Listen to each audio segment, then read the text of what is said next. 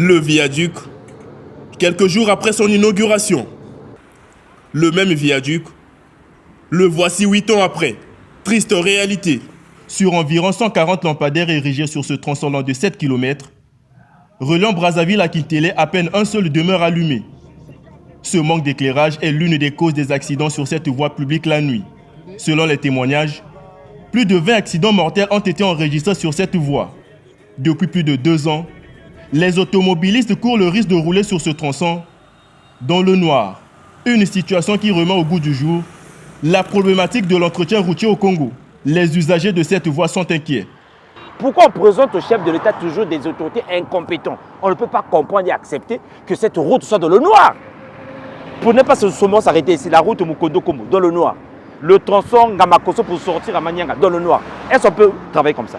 À ce que je sache, nous les scientifiques, les seules espèces au monde qui sont amoureux de l'obscurité, ce sont les chauves-souris. Nos quatre sont devenus des chauves-souris. Point d'interrogation.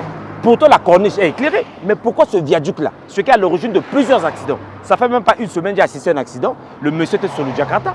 C'est le chauffeur d'un membre du bureau politique du parti au pouvoir qui est le PCT. J'étais le nom de la personne. Il a perdu sa vie devant nous. L'accident a eu lieu au moins 10 minutes après je passais, il faisait 1 h du matin. C'est dû encore à l'obscurité. Puisqu'il a fauché, il y avait un Hilux garé sur le viaduc. Comme il y a l'obscurité, c'est sûr qu'il avait peut-être un verre de plus. Donc il a vu l'obstacle, à peine il ne pouvait pas éviter ça. Il a perdu sa vie, un père de famille, dû au manque d'éclairage. Bon, qu'est-ce qu'on peut dire? Est-ce de l'incompétence ou de la mauvaise foi? Je pense que c'est l'incompétence qui est à l'origine de ça. Le constat est amer parce que quand on construit une route, il faudrait l'entretenir et il faudrait que cette voie-là soit éclairée. Pourquoi on dit éclairée? Ça permet aux usagers de pouvoir mieux se mouvoir et surtout aux automobilistes de mieux voir la trajectoire, la route qu'ils empruntent. Ben, ce qui est aberrant, c'est une voie totalement abandonnée sur le plan de l'éclairage public. Zela Oyo, éclairage et Koufa Kala. Il y a de cela même 2 ans, tu roules Kawakana Molili. Chaque fois, on a ça à Kintélé, marché Kintélé, par viaduc, mais ils ont vraiment passé. Molili, ils ont makasi. Mouindo, ils ont la kate. Il y a deux Mouinda Oyo. Et Tikala parmi tous le reste. Tout il y a Molili. Cause Mosusu a accident, et ils ont excès de vitesse. Mais Mosusu, il y a l'IPB éclairage à thé. T'as mieux cause à les koufi obstacles à wana. De loin, ce qui est éclairage est allé au coquille comme mon âme. Mais éclairage à thé, il va causer accident. Plupart accidents dans zélo éclairage, manquement d'éclairage.